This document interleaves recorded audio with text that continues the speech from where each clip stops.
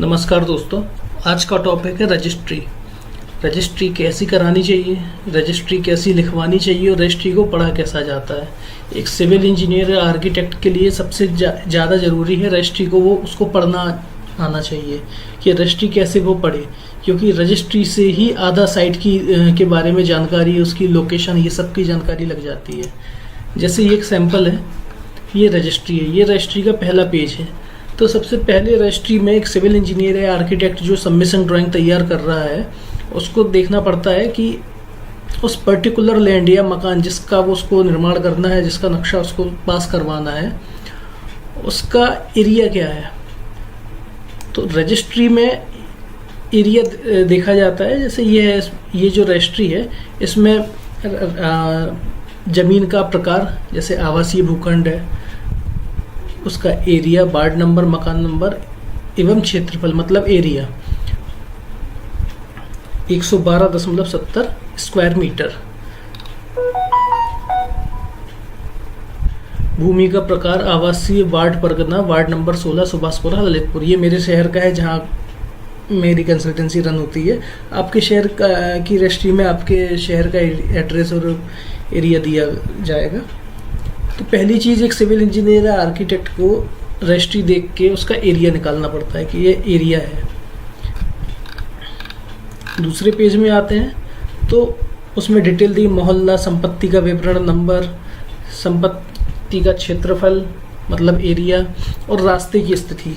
हमेशा रजिस्ट्री में जो आपका एरिया है तो उसमें जो फ्रंट पे आपका एक्सेस होगा या रास्ता होगा उसकी स्थिति लिखवाना अनिवार्य है। जैसे इस रजिस्ट्री में 1.83 मीटर चौड़ा रोड इसमें लिखा हुआ है। इसके बाद होती है सीमाएं, या इसको बोलते हैं चौहद्दी।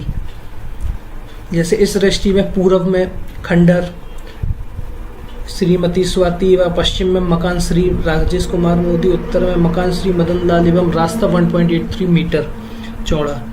तो ये दिया गया है इसकी रजिस्ट्री में कि जो पर्टिकुलर एरिया है उसके चारों तरफ किस किस दिशा में क्या क्या चीज़ है, ताकि उस पर्टिकुलर एरिया की शिनाख्त हो सके।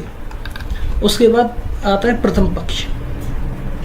जैसे किसी के नाम पे ज़मीन है या मकान है तो वो आता है हमेशा प्रथम पक्ष में। अगर उसमें एक आदमी है तो एक आदमी रहेगा, दो है तो दो, तीन है तो तीन, जितने भी आदमी हो तो प्रथम पक्ष में जो कि प्रॉपर्टी बेच रहा है उसका नाम आता है।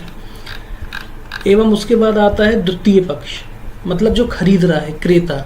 तो अगर एक आदमी है तो एक का पूरा डिटेल रहेगा, दो है तो दो का डिटेल रहेगा। तो ये चीज़ देखने से हमें क्या पता अभी तक पढ़ा, पहला पॉइंट कि टोटल एरिया कितना है प्लॉट का, 112.70 स्क्वायर मीटर। दूसरा पॉइंट कि किसने खरीदी है, मतलब जिसने खरीदी है आप सबमिशन ड्राइंग उसी के नाम से तैयार करेंगे।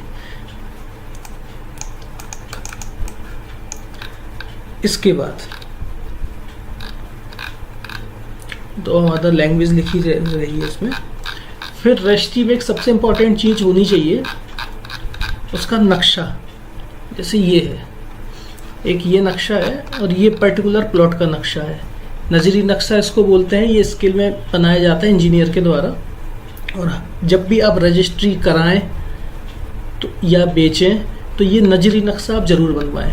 और मैं आपको सलाह दूंगा कि आप किसी अच्छे इंजीनियर से नजरी नक्शा की ड्राइंग बनवाएं, मौका का फील्ड विजिट करा के ही कराएं। इसमें क्या है कि विवाद की स्थिति खत्म हो जाती है। अभी मैं आपको एग्जांपल बताऊंगा। जैसे ये पर्टिकुलर प्लॉट है, यहाँ पुराना मकान था, गिरा के प्लॉट नया मकान बनाया जाएगा इस जगह पे।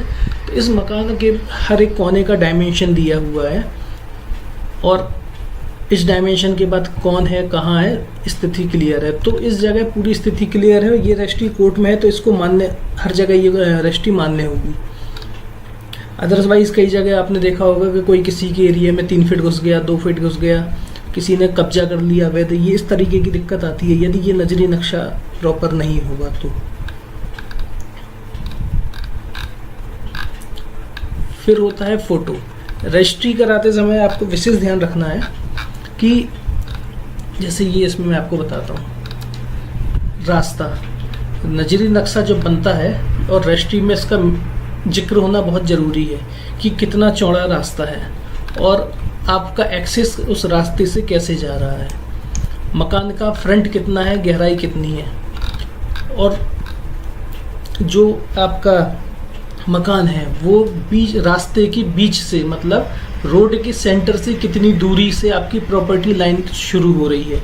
ये सबसे इम्पोर्टेंट चीज़ है, ये होनी चाहिए। यदि ये नहीं होता है तो बड़ी दिक्कत होती है बाद में बेचते समय या खरीदते समय, या जब आप नक्शा स्वीकृत कराने जाते हो तब। तो ये कुछ पॉइंट हैं, आई होप आपको पसंद आया होगा। Thank you.